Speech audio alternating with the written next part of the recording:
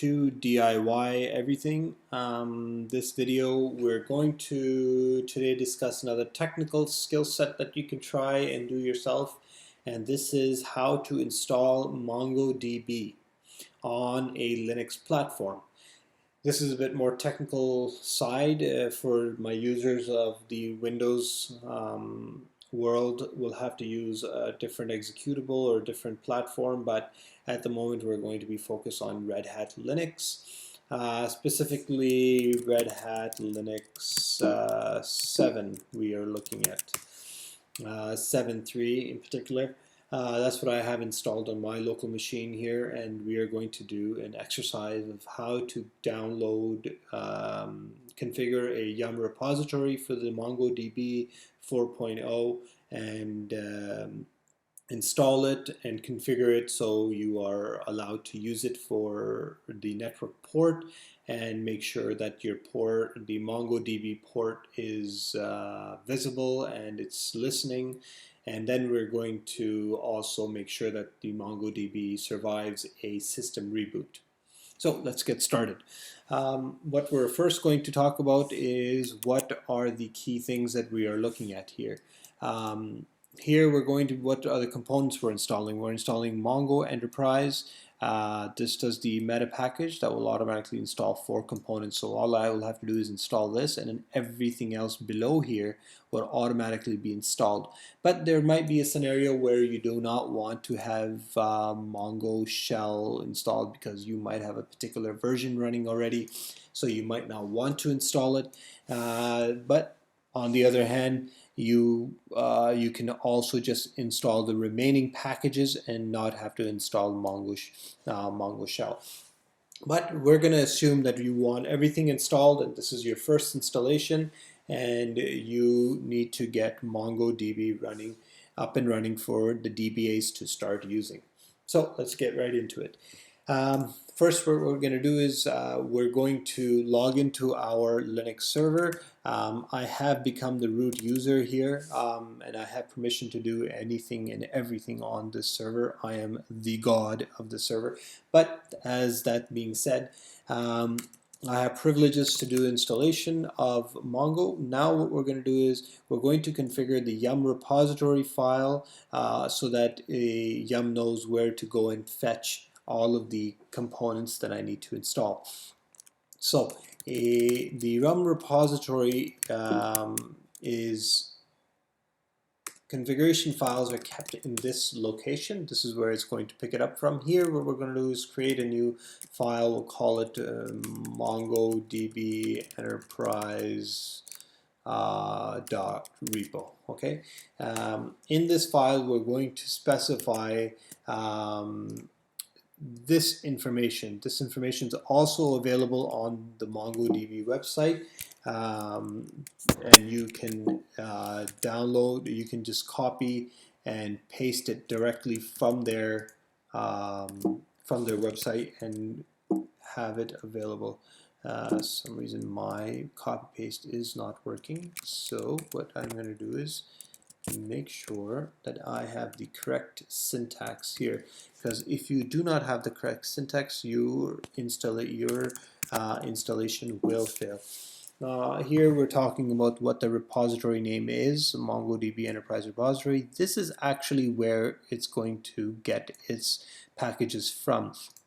This, you can see we're doing a version 4.0. You can adjust this or find the correct URL from the right repository, from the remote repository, and plug that into here, and you'll be able to download that particular version. What we're going to do is, once we've updated this, we're going to save this file, and now we are ready to use it. To use this file, what we're going to do is we're going to now see if Yum even picks up the new configuration file that we added. So what we're going to do is we're going to do a Yum search, and we're going to do a Yum search on MongoDB. Now let's see what it comes up with. It came with multiple Mongo. So now what the thing is that we don't need everything that has the word Mongo into it. So what we're going to do is narrow it down to MongoDB Enterprise, because these are the core components that we need to install. As we mentioned earlier, these are the core components that is mandatory for Mongo to run. Now what we're going to do is do a yum install on MongoDB Enterprise. And here you can actually also do a -y because it will ask you for confirmation, and you can just skip the confirmation and it'll just do the installation as it needs. And now we'll just sit here and wait for this to complete, and you can see that it's installing the various components that we had selected, and it's going to do some additional components which are called dependencies. These are dependencies that are needed for the individual packages to run inside of the Linux environment. So once it's done the download, now it's doing the installation of the individuals, and there you have it. It'll list you all the dependencies that it has, and to install this, these are all the dependencies of this application, and what we're looking for is complete. We don't see any errors, we have no issues. So now that this is installed, you can see that there is no Mongo running at the moment.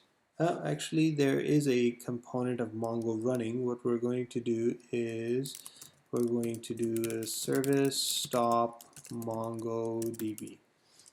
Sorry, MongoDB stop. Okay, so what we're going to do is, it seems like this was an old installation. What we're going to do is completely kill it, because it seemed that okay, now we're good. So now that you can check, there is this was an old install that I was running on, and I forgot to stop the service. But anyhow, so now that we have no Mongo here, and now what we're going to do is we're going to edit the configuration files. As we mentioned, that the network is right now binded to a local IP by default. Okay, it's binding to 127.0.0.1, which is local machine, which is a loopback. It does not leave this machine, it stays within it, which is going to be a problem because you will not be able to access the MongoDB server from outside the box. So in order for us to allow this to happen, we have to go to a file which is part of the installation, which is called mongodb.conf. MongoDB.conf has two main things that you want to focus in on. One here is the port 27017. Remember this port, we're going to be using it to identify, to make sure that it's listening later. Second is the binding IP, that it's only binded to this network interface. We need to bind it to all interfaces. Look, it even specifies enter 00 to bind to all IP4, IP6. So what we're going to do is go ahead and we're going to bind it to all our interfaces. What I usually do is I make a copy of this line so that I know what the initial or default values were, and then I create a new line and I can make the update as needed. So now I'm binding it to all of its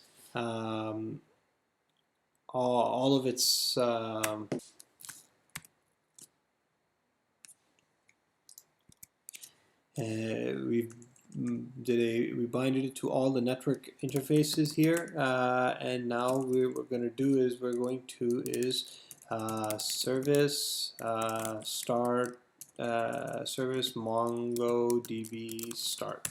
We're going to start the MongoDB service, but it seems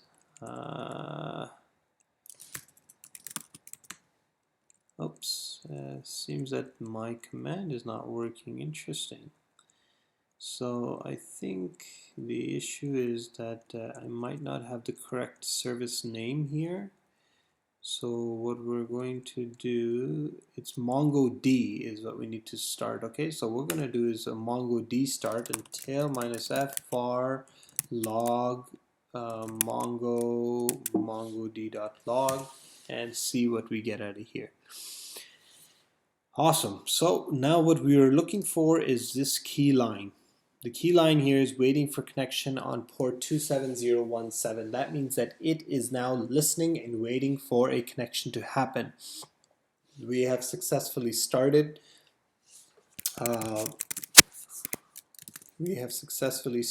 This, And I think if you do a status, you can even see that you are active and running, and it tells you the time and how long it's running for. Another way to check is just to hit ps-ef and grep for MongoDB, MongoD, sorry. Now you can see that MongoD is running and we are here. Now let's also check that specific port. We have to make sure that this port is listening, because that's where all of the traffic will come onto. What we're going to do is a netstat -an and check for that port. We're going to grep it with a -I just so that we are sure that we're grepping it, and there it is. There's a TCP binded on all of our networks 27017, and we are listening. Internally, you can even check, you can do a telnet to localhost and 27017 to verify. It seems that I don't have telnet installed. So yum install telnet. Same way how we've installed the packages. I already have the package. Now we're going to try it again, telnet, and it's saying it's connected and it's good. So we can see that locally it's working and you're able to connect. What also we're going to do is quickly check that what is the IP address we said that we are going to try it on, was that we're going to do, well, we opened it to all the IP addresses. So now I use this virtual IP address, and we can check with that as well. So if I go to that telnet to this 27017, I assume that was the correct port number, 27017, and hit this. We at the moment it's saying it's unable to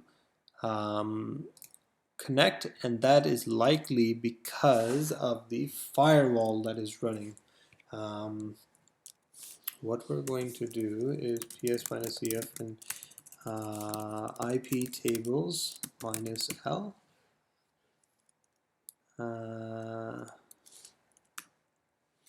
IP tables -L, and now let's try. And there you go. I've disabled the firewall. I've removed the routing tables. That's something you don't want to do. You want to be more specific. We can be going into details of how to do it. I just wanted to quickly show you that how we can access it on 27017. But it is highly recommended that you set up your IP tables or your firewalls to only allow access on specific ports.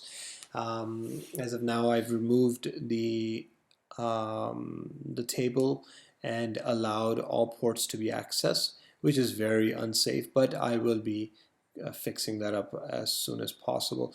But anyhow, for demonstration purposes, you can see that we were trying to do a telnet, we're trying connected, and now we made an escape from here.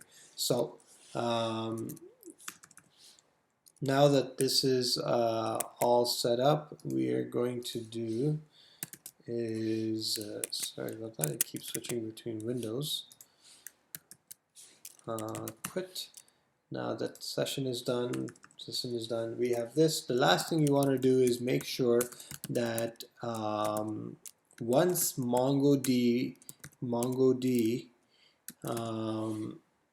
if the server shuts down, you want it to survive. Meaning when it comes back online, you don't have to manually go in and start up your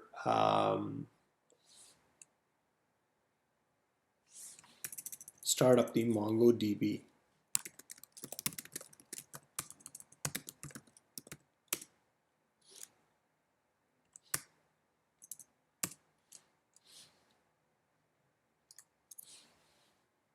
And there you have it. So now we have all of the Mongos running, we have the service available, the ports are open, and we have MongoDB running. So thanks again for joining us at ZAIN-H2-DIY everything, and I hope to see you guys in our next video. Please don't forget to subscribe and share this video with your colleagues. Thank you.